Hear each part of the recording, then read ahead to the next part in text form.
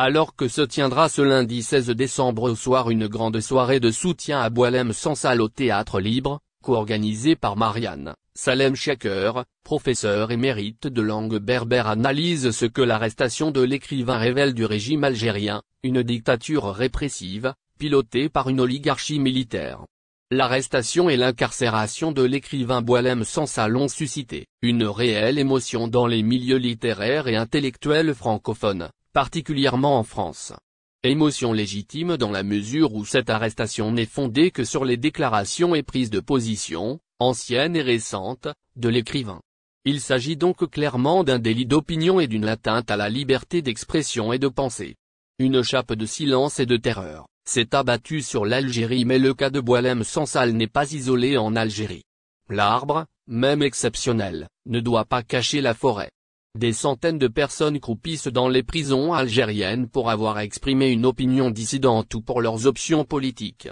Des dizaines de journalistes sont passés par la case prison au cours de ces dernières années, la presse a été totalement muselée, des dizaines de militants démocrates ont été emprisonnés et des centaines de militants kabyles ont été condamnés lourdement, parfois à la peine capitale, à la suite de procès expéditifs.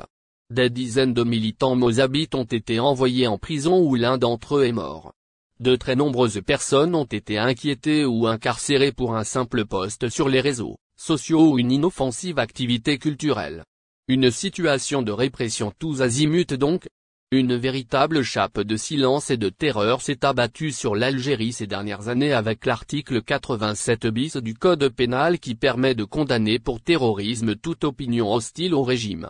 Ce tout répressif qui s'est accentué depuis 2021 révèle en premier lieu la très grande fragilité d'un système politique qui a perdu toute légitimité et qui a perçu, en particulier à l'occasion du mouvement de contestation de 2019 Irak, qu'il pouvait être balayé s'il tolérait la moindre ouverture démocratique. Mais cette accentuation récente du caractère répressif du régime a des racines profondes, structurelles même. L'Algérie indépendante n'a jamais été ni démocratique ni progressiste depuis l'indépendance 1962. L'Algérie est une dictature pilotée, en sous-main ou de manière ouverte, par une oligarchie militaire qui s'est longtemps appuyée sur une phraséologie révolutionnaire issue de la guerre de libération, mais dont l'instrument essentiel a toujours été des services de sécurité omniprésents et omnipotents.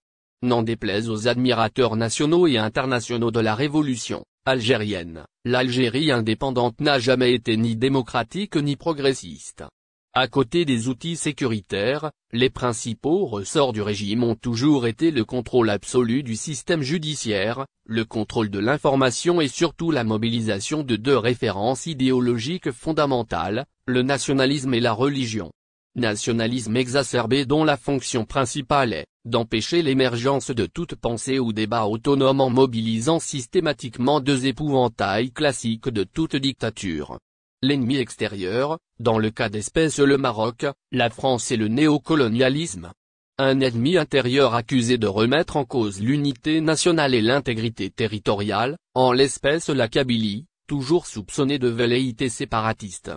C'est dans ce cadre que doit se comprendre la répression subie par les militants kabyles ainsi que l'arrestation de Boualem Sansal dont les interrogations sur l'historicité des frontières de l'Algérie ont été considérées comme